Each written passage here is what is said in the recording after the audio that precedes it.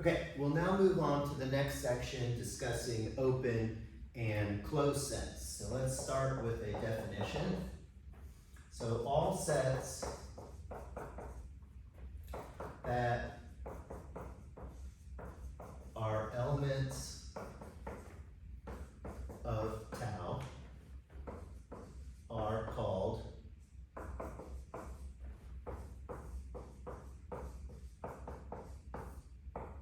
open sets.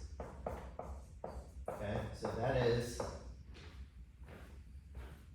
a set U is open if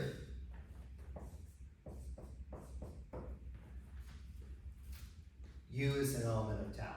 Okay, so instead of us thinking of tau as a set of sets, we say tau is actually a set of open sets. So this collection of open sets still must meet the three criteria that we discussed in section 1.1, but now we give a name to these sets. Okay, and then another definition, a set S contained in X is said to be closed here if X minus S, and again, the book of proof, we write the difference as follows. This book, Topology Without Tears, uses the slash notation. These are the same here, so just get used to this notation for transitioning to this book, is open. And remember that we have a name for this. This is the complement of S, right? And again, the book of proof writes it like this. Some books write it like this. Some books even write it like this. Here, this is what our book of proof by Richard Hammock uses here. Okay, so open sets are sets in tau. Closed sets are satisfy the criteria that their complement is in tau. Okay? Okay, let's look at a couple examples. I like this book because after discussing something, the author, Sidney Morris, gives a couple basic examples to kind of get a feel and an understanding for what's happening. So let's look at this set A, B, C, D, E, and F. And let's define, so for this first example, let's define tau to be X, empty set, the single set A, the two element set CD, the three element set ACD, and the 5 element set ECDEF. Okay, so you can pause the video here and convince yourself that this is a topology on the set X. So this lists all of our open sets.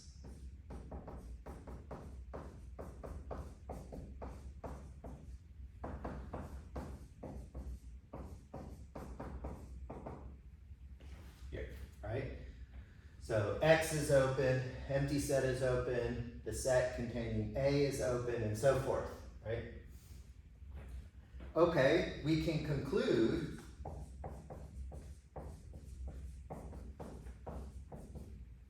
that the empty set, the set X, the set B, C, D, E, F, the set A, B, E, F, the set B, E, F, and the set A are all closed.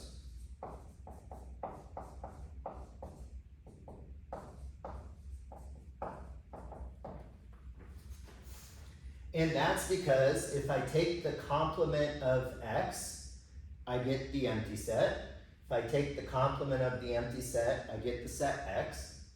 If I take the complement of A, I get the set B, C, D, E, F, and so forth. So continue taking the complement, complement, complement, and so these are all complements of sets in tau, so they are closed, right? Because notice if I went back the other way, what's the complement of this set? It's the singleton set A, and that's in tau, so therefore this is closed. Notice now from this very simple example that some sets can be open, right? For example, CD is open. Some sets can be closed. For example, A, B, E, F is closed. But some sets can be both open and closed. Notice that we have some sets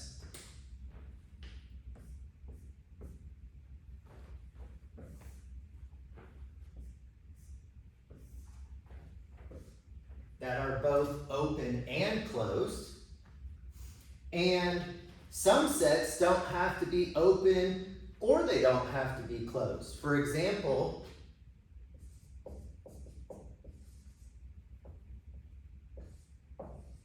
the set BC and the set C are neither open nor closed,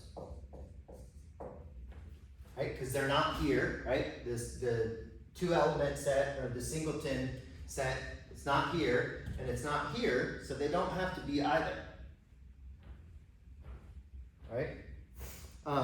Sometimes we use the terminology for these sets. It's kind of silly, but you may hear it sometimes. Sets that are both open and closed, we call them clopen sets. So just be on the lookout for that in case you ever hear that terminology.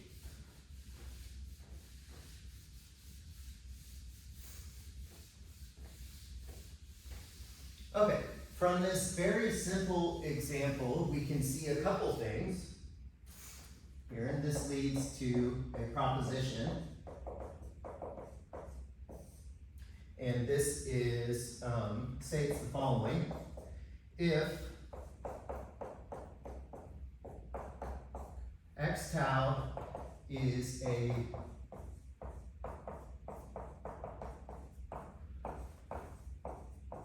topological space,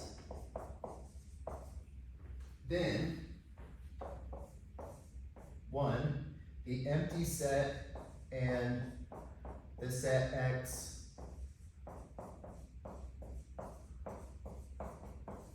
are closed sets. 2, arbitrary intersections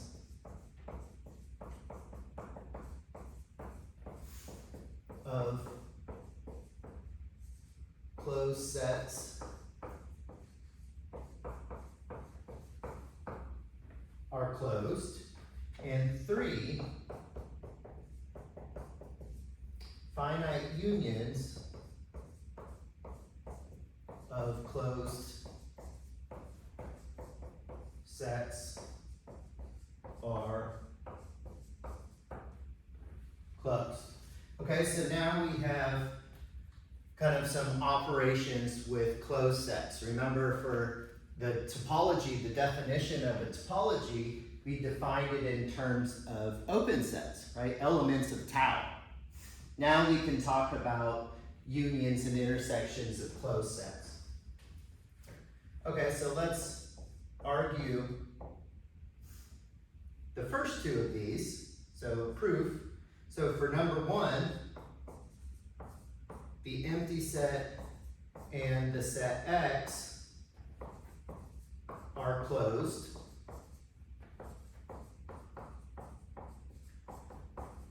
Because they are complements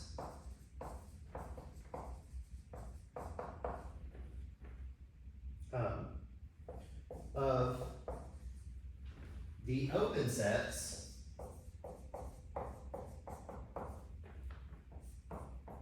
X and the empty set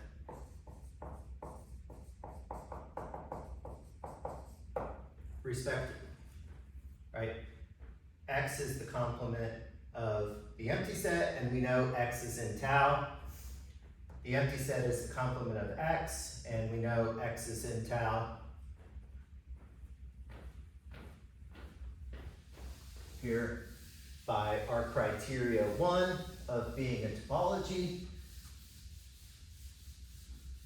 So by definition of what it means to be closed, we see that those two sets are closed.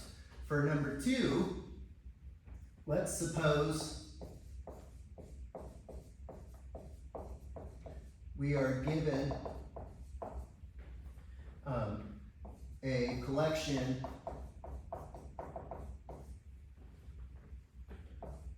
of non-empty closed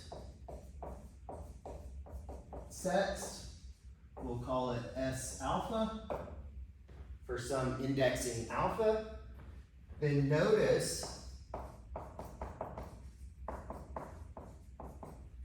that X minus, and I'll use our book's notation, X minus the intersection of X alpha. Remember, if you don't like this, this is X minus this, or the complement of this, by De Morgan's law, is actually the union of X minus S alpha,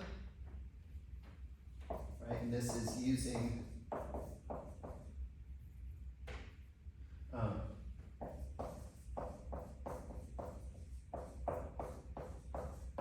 De Morgan's law for sets here. So furthermore,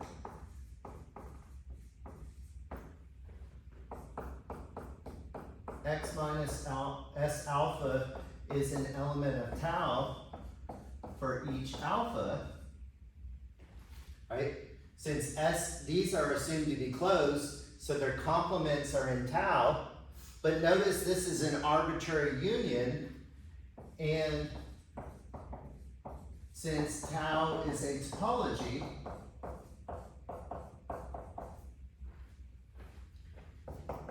it must be the case that the union of these is in tau, hence the intersection is closed. Because what we did was we looked at the complement of the intersection, and we argued that the complement of the intersection was open, therefore this intersection is closed.